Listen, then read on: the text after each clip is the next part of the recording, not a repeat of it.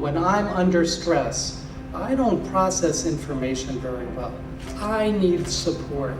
I need to have someone writing down for me, asking questions for me, and making a difference. We feel it's very important to educate our community in different areas involving patient safety. Infection prevention is a critical one, and it is becoming a very complex environment to prevent infections and to treat infections. What is someone like me with a compromised immune system? This is the first time that I've come. Felt this was an important event. Medication safety, infection control, we all know how important that is and how many people die every year because of these issues. So anything I can do to educate myself and the public can educate themselves will only improve, make hospitals more responsible and patients better advocates for themselves.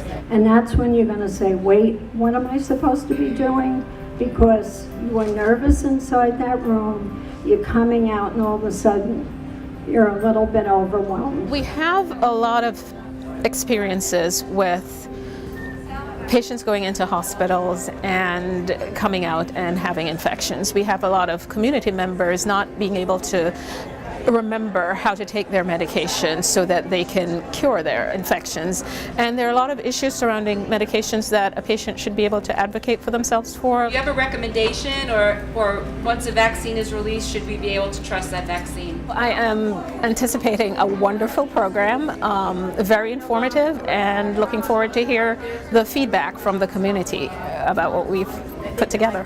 I was visiting my mom in a very local hospital here on Long Island, and a couple of hours after coming home from it, I got very, very sick. There are very few forums that we have community participation in this type of event. The more that we are asking these questions, the more the healthcare industry has to begin to accept that. We want to make sure that people feel like they have a voice, and we want to make sure that people are setting the expectations so there's no surprises. And so, when you're going through medications, getting surgeries planned, and things like that, it could be a very confusing and overwhelming process. Patients and caregivers and family members don't have a good ability to assess the actual risks of what harm might come to them when they're receiving health care. And the day-to-day dangers that most people face are infection, which is why this one is focused on infection prevention and how that begins with the patient and the caregiver. When a patient and their family is part of a team, patient and doctor, that's what healthcare is. It's that relationship.